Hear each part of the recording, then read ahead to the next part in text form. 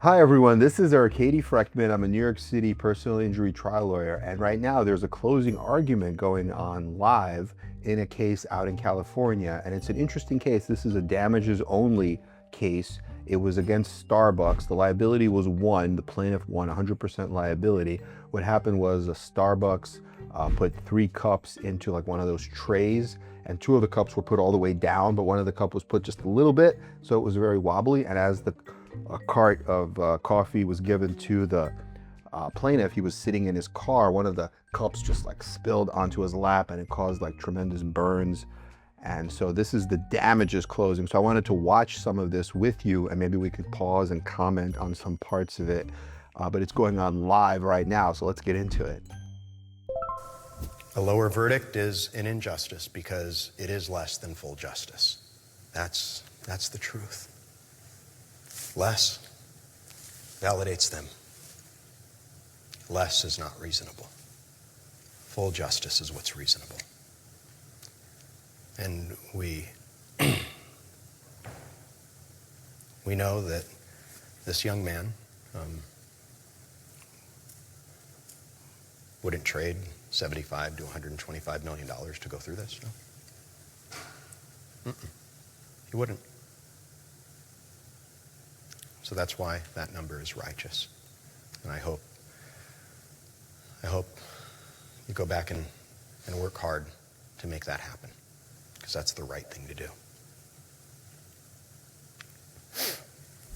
So he's asking for a range between 75 million to 125 million. And the injury was that he had like burns, severe burns to his penis where he's not able to have sexual interaction. And he had doctors testify, he had the plaintiff testify, he had other people testify. But it was a relatively short trial. I think the liability trial was last week mostly, and then the damages trial was just like 2-3 days this week. Does Starbucks have credibility here? We can talk about their witnesses. Dr. Bronies, the physician that went to school in Argentina, came here, practiced for a number of years. He got up here and he said, "I'm a burn surgeon." Imagine if I said, "I'm a trial lawyer." You said, "Okay, when was the last time you were in a courtroom?" "Oh, 1998. Okay. If I had not brought that out, you would have been tricked and left with the impression that he is a practicing burn surgeon, right? Because he said, "Oh, well, I've got my clinical practice, and here I'm a burn surgeon." And I asked him, "Do you have hospital privileges?" He doesn't. Why not? What, 1998, all of a sudden, I don't know, all of a sudden, he doesn't have hospital privileges anymore, and he's not doing surgery, and he turns to doing expert work. And that's how he makes his money. Does that smell a little fishy? But he's been Starbucks expert. Boom, their go-to burn guy. But if I had not asked the questions, that's why cross-examination is such an important tool. And I'm sitting here and I'm thinking, and I did get frustrated. I'm sitting here listening like, you're trying to sell this jury that you're a burn surgeon. You think you go to hospitals and help people. You don't. You're a full-time expert witness. You know whose boots on the ground treating patients every day with issues like this is Dr. Goldstein. He's the real deal, in the trenches, helping people, patients. That expert, no staff privileges, hasn't done a surgery. He's just a testifier. That's what you call a courtroom doctor. A courtroom doctor. And the law says, and I'll show you the law, and the judge already read it to you, you do not have to accept the opinion of an expert witness. You can throw his opinion out. And there's good reason to. In 27 years, he hasn't been at a hospital or operated on a patient, and all he's doing is expert work. And there are reasons to, where you can say, you know what, 9 out of 12 of us say, let's reject his opinion. So you see what he's doing? That's a good way to diffuse and argue against the IME or the DME doctor, because they kind of try to spin things, right? They come into court and they say, "I'm a burn surgeon," but he hasn't been in a operating room for 27 years. He's not really a burn surgeon. He's really a doctor that is an expert that testifies for defendants and insurance companies. And he's always like Starbucks chosen expert. And I did that once in a trial where I said, this doctor is like a jukebox. And how is he like a jukebox? Well, what do you do with a jukebox? You come in, and first you got to put in the money, right? Then the jukebox starts working. Then you choose the song that you want the jukebox to play. And then guess what it does after you put in the money and you choose the song? It plays that song that you chose. And I said, this doctor is just playing the song that the defendants chose. So, you know, that's one way to do it. But this is very good. 12 of you or all of you can say, we reject Dr. Adario's opinion. That one is out. And there's good reason to do that. Again, he wouldn't answer a single question straight. And if someone won't answer a question straight, there should be reason to doubt that person's opinions and testimony and their motives and their bias. And he admitted it's unethical. That's what he was here doing. And he said something. Move to strike. Overruled. Arguing the credibility of an expert is okay. I don't think those two experts have any credibility. That's up to you.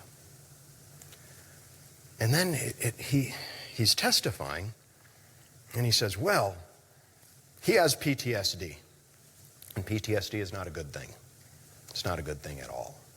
We know how PTSD can change the brain. They acknowledge that. That's undisputed. But he says, well, it's probably mild because it would be moderate to severe if his sex life and masturbation were affected. And thank you for having the compassion to listen to this very sensitive topic during this trial, and to, you know, we didn't put a whole bunch of photos and stuff up. But it's a sensitive topic, and you all have listened to it. These are tough things to hear. So thank you for that. But he said, Dr. Dario said, if it was impacting his sex life and his masturbation, then it would be moderate to severe. That slipped out. And then, do you remember him saying that? Yeah. So what does that mean? It's moderate to severe, right? That's what it means. And to have moderate to severe permanent PTSD that changes the brain, that justifies a $75 to $125 million verdict in and of itself. That's what the corporation should have to pay, is full justice.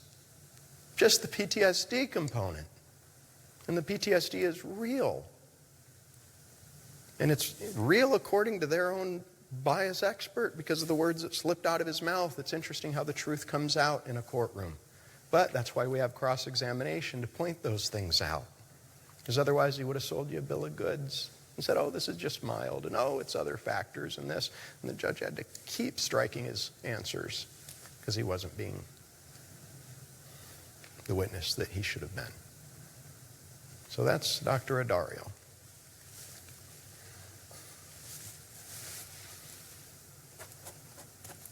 Dr. Gazaniga has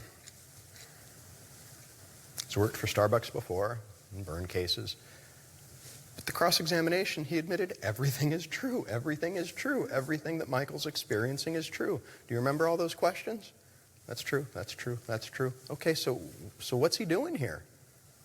He's here to say, well, it really wasn't that bad. And he said some things that were medically incorrect. That's why Dr. Goldstein testified on rebuttal. And it's important. Rebuttal is limited. I'm not going to have Dr. Goldstein, nor would the court allow Dr. Goldstein to restate all of his opinions, right? He's just focused on a few things. And I want to respect your time too. So we, keep it honed in. And I've done that. I told you I would move this case along, and I have moved this case along for you, respecting and appreciating you so much. We're very grateful, so grateful. But this expert, he said some things that were just incorrect, medically incorrect. And Dr. Goldstein had to clarify that. So if he's saying things that are medically incorrect, that means he doesn't get it. He doesn't understand it. He's also totally incorrect about whether or not there was a deep burn to the shaft of Michael's penis. And I'll show you the objective, hard, 100% evidence that shows that. Because the burn experts knew it. And they documented in the records. We'll get to that. But everything that's happened to Michael is 100% true, and that expert, Dr. Zaniga, had to admit it on cross-exam. But if I hadn't cross-examined him, what would you have been left with? A bill of goods that aren't true. So if I got a little frustrated, a little heated, I'm sorry, but I care about this young man. Please don't hold it against him if I got a little too heated, and maybe you, Brian, saying I'd be heated too.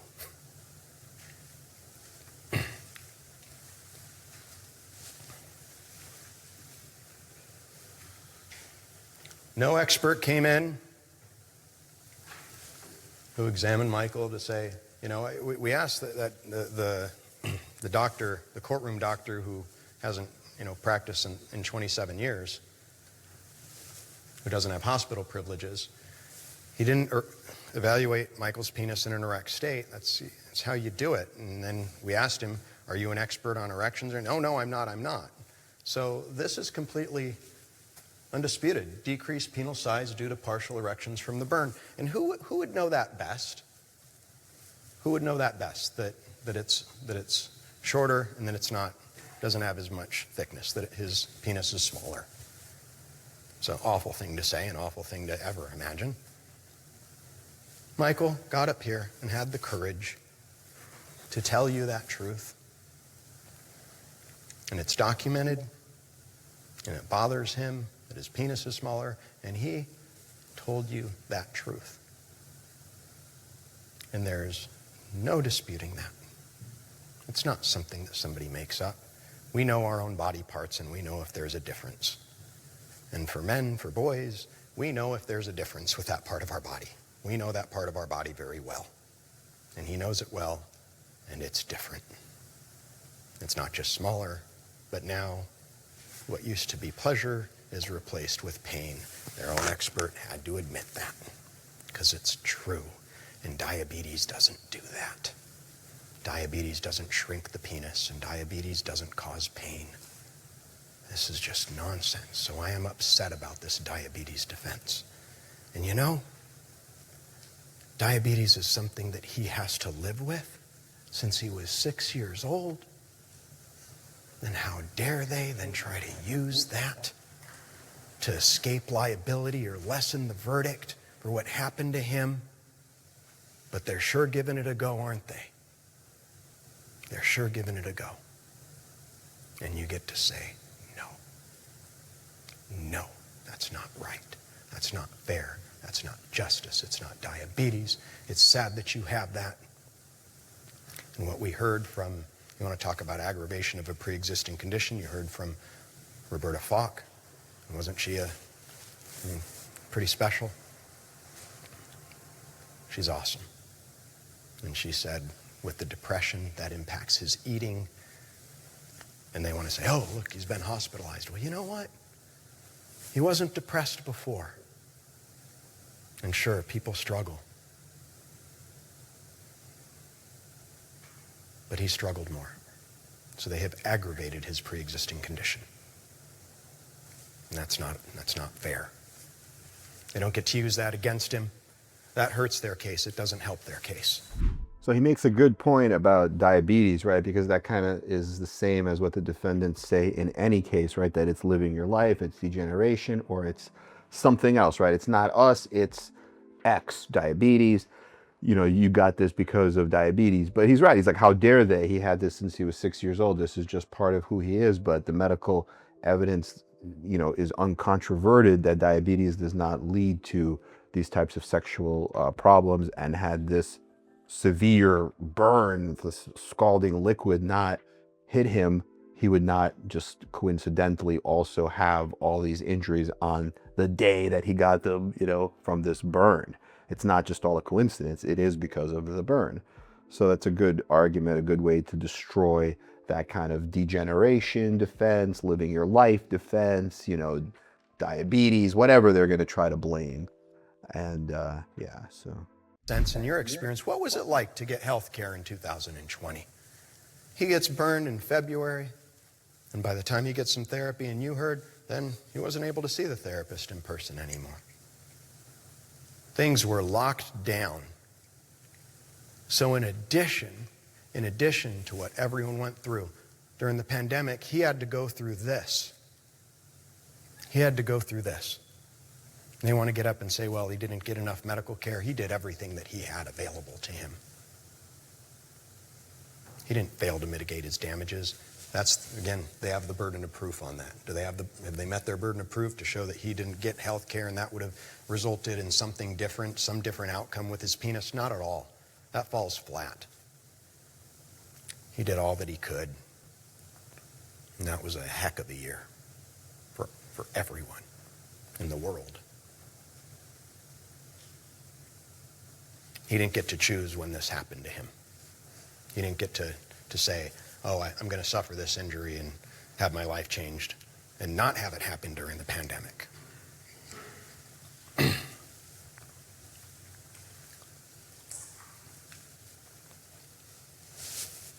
You have these records.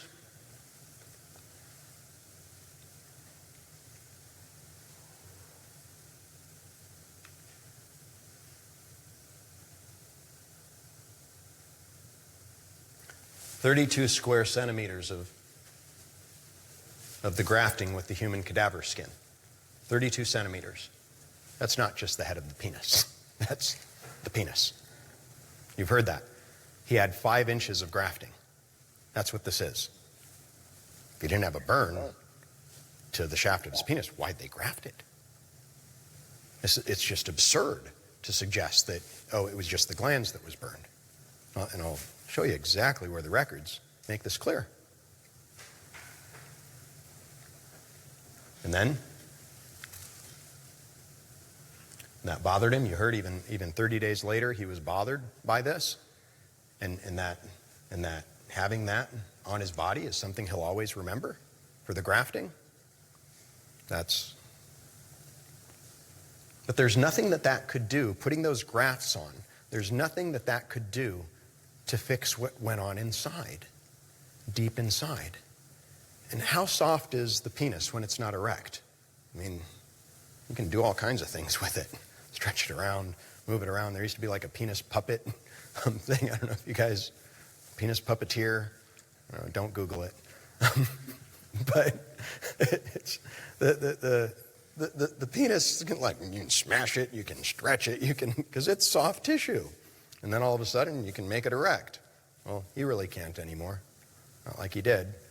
So there's like, oh, you know what? He can just inject needles into his penis. In a part of his body that's already been traumatized, in a part of his body that already hurts? No. Where there's a risk with that stuff that it could permanently ruin what you have left? It's not a nice option. Oh yeah, in order to have sex, stick a needle in there, inject some chemicals, and hope it goes well. How long is that going to last until it damages the tissue inside and ruins what he's got? But yeah, that was soft tissue, and that heat transfer damaged him internally. And you compare the qualifications of Dr. Goldstein, who went through every single ultrasound with you. Did the defense go through any ultrasounds with you? Nope. They didn't show a single one. Why? Because they don't even read those ultrasounds. This Dr. Goldstein is the world's foremost expert in sexual medicine, published over 300 articles in journals across the world. He is the most published sexual medicine doctor out there. He knows what he's talking about. So who do we believe? Who would we go to if we needed questions answered? To Dr. Goldstein or this other guy who said some things that were medically incorrect? You weigh expert testimony, Dr. Goldstein carries the day. He, when you evaluate his qualifications, who he is, published throughout the world. Competing experts, Dr. Goldstein wins. It's just the way it is because he knows what he's talking about. He has the foundation to back it up. The education, the training, the experience. He is a urologist, a surgeon, a sexual medicine doctor like no one else.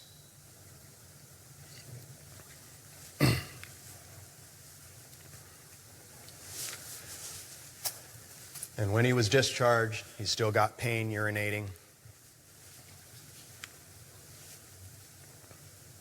So here's the records. You have this. This is Exhibit 3-286. look for Exhibit 3-286 if anybody back there says, no, he didn't have burns to the shaft of his penis. What do the surgeons say? What do the treating healthcare professionals say? The ones that went in and did the grafting, the ones that went in with that grinder and grinded on his penis. What do they say? It is noted that there were deep burns on the shaft of the penis as well as on the glands, on the shaft. There we go. And they want to come in and say he didn't have burns on his shaft when the doctor is evaluating him at Grossman Burn Center? They want to have experts come in and say he didn't have burns on his shaft? It's right there in the records. That's why I'm getting frustrated listening to this nonsense. And this is a really good technique too, because what he's essentially doing is he's saying, look, when you go to deliberate, it has to be 9 out of 12, right? You have to agree. And if somebody says, hey, he didn't have burns on his penis, look at what the surgeons say, right? Look at the medical evidence. This is the clinical, medical, actual evidence. And then he's kind of like, so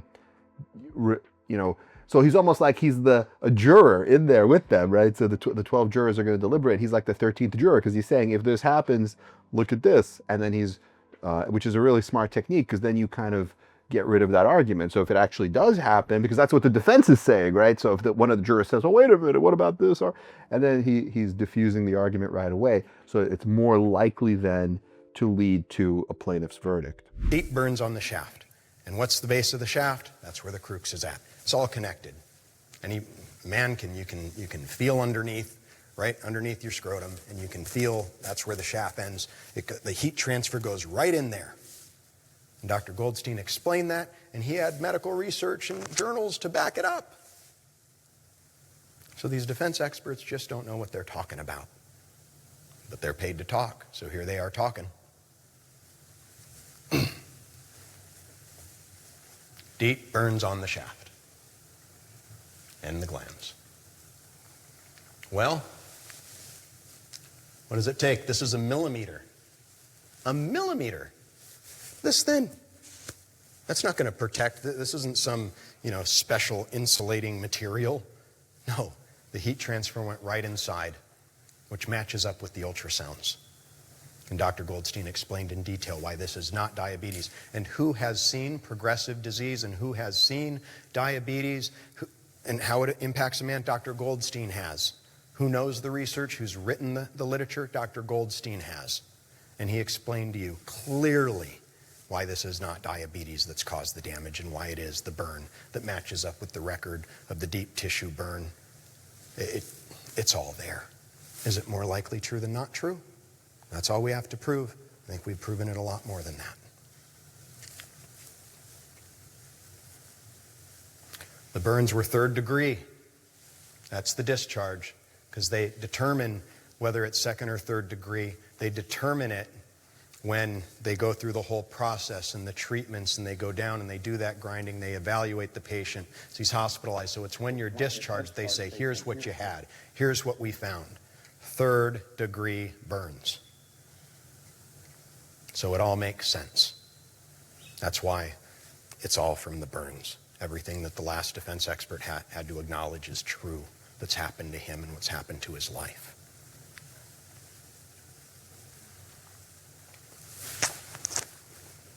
There's no one else in this courtroom that can match Dr. Goldstein's experience.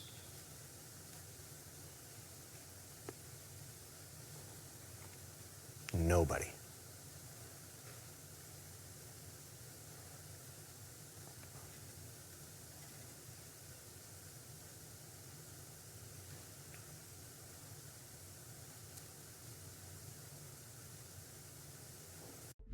And this is good too, because when he looks at like Dr. Goldstein, you notice he's just kind of looking at it, but then he has some text there, so the jurors are going to read that on their own. And some lawyers will just read it for you, but that's like too much because, you don't want to be one of those PowerPoint guys that's reading the PowerPoint, people will just fall asleep. But he uses silence very well. He's like, just quiet, look at it, but he's like the biggest expert, and you could see why, right? Because of medical societies, editorial positions, McGill, and all his experience in this particular field. These are photos down the road, you know. These are after they've done the debridement, after the grafts have come off. And we still see, you can still see. But it's soft. What happened to him is awful. And it's a forever injury. And the judge gave you that unusually susceptible jury instruction. That doesn't get them off. They're like, oh, well, he had Peyronie's disease. Oh, he had diabetes. Well, it doesn't help your case. The law says that Michael still gets full 100% justice if he was unusually susceptible. It doesn't help their case. It hurts their case in every way. That's what the law says, both, and it's 3927, 3928, the jury instructions. Yeah. There it is, 3927. They had a condition, they made it worse. That's it, they got to compensate him. He was unusually susceptible. Gets the full amount of money, the full amount of damages. Even if he was more susceptible to injury than a normally healthy person. That's because the law honors people with pre-existing conditions as it should. At least the law does. Other places don't. But the law does. You don't get to go up and do something negligent and knock an old lady down, and then when her hip breaks, say, oh, well, she had a frail hip to begin with. No, she was doing just fine. You take your victim as you find them. That's the law.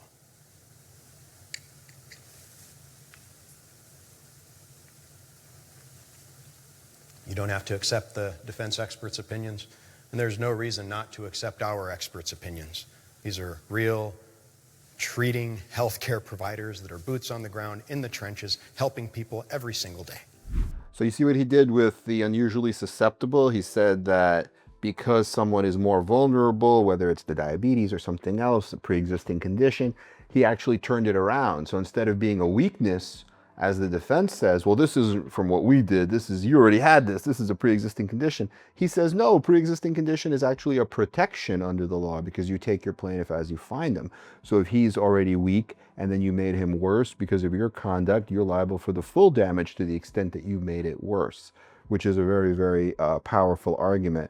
And it's like a protection under the law, just like if a farmer was carrying eggs, right, and a truck rear-ends the farmer and cracks all the eggs, the truck can't say, well, I'm not going to pay you for the eggs because you should have had ping pong balls back there, you know? It's kind of a silly argument, right? You think that's crazy. Of course, you can't tell me what to have. I had what I had eggs. So if he was unusually susceptible, he's just vulnerable, and this pushed him over the edge. So it's a very good argument. The Burn Center records, you know, this case, just like the last case, you didn't need witnesses, you just needed the video. This case, you just need this young man.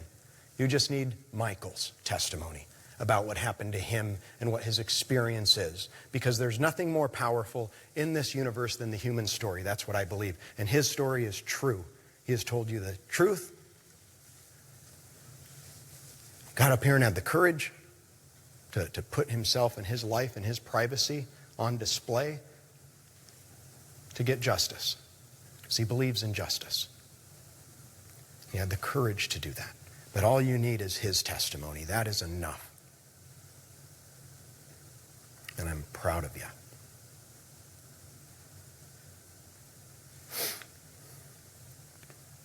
He had no pre-existing problems.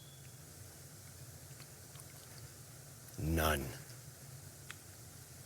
Related to his penis or his sexuality.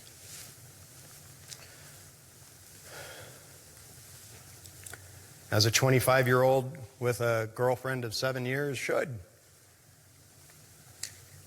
He said it. The testimony of Alexandra said it. So you see also when he talks about the burden of proof, he puts up the scale and he explains it's not reasonable doubt like criminal, it's not clear and convincing, it's just all you have to do is tip the scales, 51%, right? More likely true than not true, or the greater weight of the evidence. So whose evidence weighs a little bit more, and then they win. And he puts up all his doctors and all his evidence on one side, and then all the, the defense on the other side, and he shows why it tips. And then if you agree, then it's that range of 75 to 125 million. So I hope this was helpful. Let us know what you have. It's still going on live. I don't know how long it's going to be, but what I'll do is I'll watch it, and maybe I'll do some more videos about it in the future, and I'll let you know what the verdict is, whether it's in that range or it's a little less. But it seems to me that it should be a nice amount, and I could also watch the defense and see what they have to say. Okay, everyone, please like and subscribe to our channel. Let us know what questions you have. We are here for you. Our goal is helping serious injury victims and families. All the best. Bye-bye.